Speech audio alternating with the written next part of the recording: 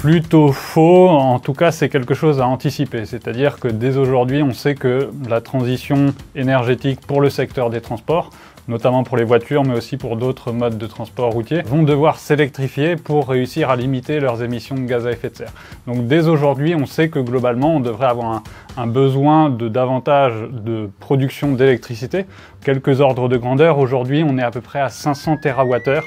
de production et de consommation électrique en France, tous usages confondus. Si jamais on électrifie toutes les voitures et qu'on ne fait aucune sobriété dans l'usage de la voiture, dans la taille des véhicules, dans le nombre de kilomètres qu'on parcourt, au maximum on en arrive à 100 TWh d'électricité qui sont nécessaires pour approvisionner l'ensemble des voitures qui deviendraient électriques. Donc ça veut dire on rajoute 20% par rapport à aujourd'hui. Donc à la fois c'est significatif, mais c'est pas non plus insurmontable. Après, ce qu'il faut avoir en tête, c'est qu'il n'y a pas non plus que les voitures qui s'électrifient, donc il y aura aussi d'autres besoins. Et en même temps, ce qu'il va falloir aussi pour limiter ces besoins, c'est qu'on ait à la fois de la sobriété dans les usages, aussi bien dans les transports que dans d'autres secteurs, et aussi de l'efficacité énergétique aussi, par exemple dans d'autres secteurs. La rénovation énergétique des bâtiments permettra aussi de limiter les besoins d'électricité par rapport à un scénario où on ne ferait pas cette rénovation. Donc c'est à la fois dans les transports et aussi dans les autres secteurs qu'il va falloir limiter les consommations d'électricité et en même temps développer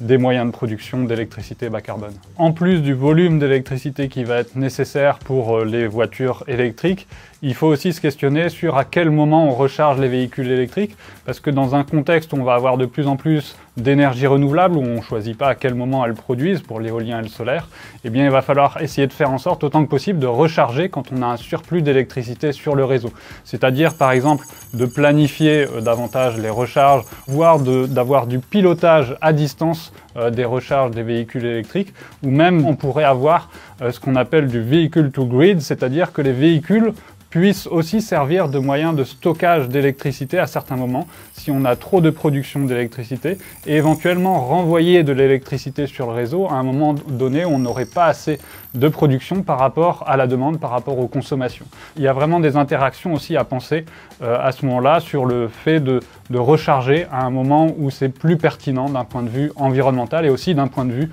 économique potentiellement pour le consommateur, à un moment où il y a plus d'électricité qui est disponible sur le réseau.